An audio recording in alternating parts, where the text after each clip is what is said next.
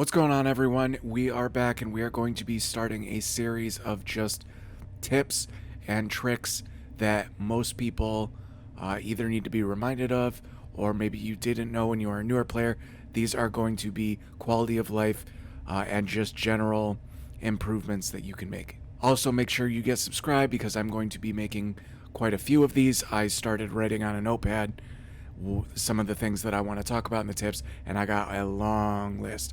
So there will be multiple videos, so make sure you watch out for that. The first one is, even if you do not know how to use everything, get your hideout set up. Go into your hideout, click this arrow right here, click edit, put things in there. When you click on decorations like Kirak or Lily, she sells gems, stuff like that, get that set up.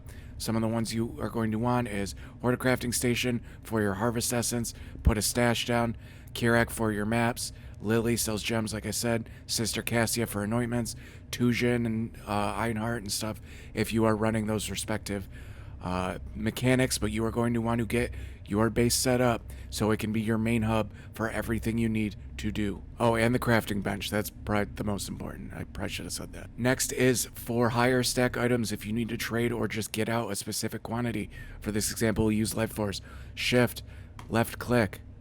You can either type in the amount, type it relatively quickly. If you do it slow, it will not work. You have to type it relatively fast, or you can get it close to, say, 3,000, and you can use the arrow keys. Hold them down, and you can get an exact number. This makes it very much easier than just trying to eyeball it and hit it on the nose. Another great tip is use your crafting bench to get socket colors it normally would have a hard time rolling. This is an armor and evasion rate boot, which means it'll have a hard time rolling energy shield sockets, aka blue intelligence sockets. You can make it 2 sockets. Say you need just 1 blue. You can go to 3 sockets, then back to 2, then to 3. And you can keep doing it this way so you can keep the same 2 colors until you get a blue one. I'm not going to keep doing this, but you notice this is only 4 jewelers. If you have a ton more jewelers than you do chromatics, this is the way to do it. Now, say you just needed 1 blue socket and you have enough chromatics, there is at least 1 blue socket recipe. It will reroll this first one to blue, and then it'll randomly reroll the other ones. So that is simple. But say you needed 3 blues or something higher, and you don't have 120 chromatics, so you cannot do that. That's another situation. You want to check your jewelers. You can do it that way also. Next, you want to use the teleport icon. When you do a trade, you will see this icon right here next to their name. This will automatically take you where they are and in the exact instance that they are there. So right now I'm doing a trade. I don't have to right click, hit hideout. I just hit that blue teleport thing and I'm in there. If your build does not use the left click and it is still on default attack, make sure you change this to move only, or you are going to randomly attack with your pathetic little swing while you're just trying to get around certain enemies or reposition. So move this to move only. Another change on the bar, you want to put certain things like travel skills, and you want to turn on always attack without moving, so that if you try and teleport out of range, it will still teleport without trying to run into range and then doing it. This could screw you up very much so and get you killed if you have it on move while attacking, because you might walk a certain distance before you move or use a certain skill. So you want to put things like movement skills and click the always attack without moving. Go through the UI options, hit escape, hit options, go to UI, scroll through these. You are guaranteed to find something that makes things easier. Make your socket notches have a larger pattern so they're easier to see. You can change the color and the size of your cursor. This helps a lot. I recently changed mine to green. It's a lot easier to see in most situations for me because I'm shooting a lot of white crap out. I am an ice spear cast on crit. So you will find something that will make your life easier, whether it's show health bars above yourself and above your allies and enemies. Oh crap, you got a new item. It is an upgrade, but you lost 4 strength in the process, and because of that, you can now not use a certain gem like determination because you lost those 4 strength. Not a huge deal. You can use the vendor recipe with an orb of scouring. You can go to any vendor, go to sell the item, and an orb of scouring. It will de-level it 1 level. Problem solved. Chisel your maps when they are white. When they are white, they get 5% at a time. When they are blue, they only get 2. And when they are yellow, they get 1. So you want to chisel them when they are white, so it only takes 4 chisels. You are saving chisels, and it's more efficient.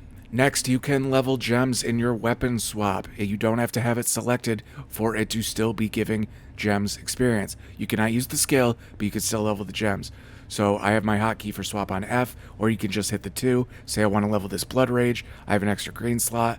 That Blood Rage I put on the other slot will level when I am killing stuff and just mapping or doing whatever in general. Stash tab affinities. You can go to your stash tab and you can make it so certain tabs will always get the items that you want when you control click. So say I want all of my blight stuff to go in my stash tab 3. If no matter what tab I'm on, if I hold control and I left click, it is going to go to the affinity tab that I have selected for blight. Speaking of stash tabs, wait for sales if you are going to buy them. If you can. Once or twice a month, they will have a stash tab sale. It will be under specials, and they are relatively discounted. It's a solid deal, and you are going to want to wait for those so you can buy more and just get a little bit more bang for your buck. Another cool recipe is you can take your garbage scarabs and a horizon orb, and you can sell 2. You can put 2 scarabs and 1 horizon orb, and you will get 1 scarab of another type of the same tier. Use Kirak to complete your map atlas. You can purchase maps from him. If you hold down Alt, it will tell you if you have the bonus objective complete. White maps have to be blue. Yellow maps have to be rare. Red maps have to be rare and corrupted to get the atlas passive point. Right there, I am missing a passive point for the wharf map. Did not know that until I made this video. Maybe I should, practice what I preach a little bit more. Once you do a Kirak mission, one of these, and you complete the objective, say slay monsters, trap essences, his inventory is going to refresh. So keep checking him for stuff you have not completed yet for the atlas points. And the last tip of this video, get the hell out of your hideout. The hideout is lava. If you aren't killing stuff, you aren't making currency, unless maybe you're flipping sextants or doing some kind of good craft gamble. You do not want to stand in your hideout. Go do something. If you're thinking about something for longer than a minute or 2, it can wait. Think about it while you map. And there was 15 really quick tips right there, guys. Hopefully they help you. Let me know in the comments below some of your favorite tips. If you want to help me out, give me some stuff I can include in the next video just to give me a refresher. But I have about 40 tips on the notepad, and it took me about 10 minutes to write it all out. I have a feeling I'm going to be able to do a solid amount of these videos as long as they help people and I don't get raged at for some unforeseeable reason. It'd be nice to keep pumping these out as kind of a filler in between the other videos. But make sure you subscribe, guys. If this helped you, let me know, like and comment, and I will see you on the next one.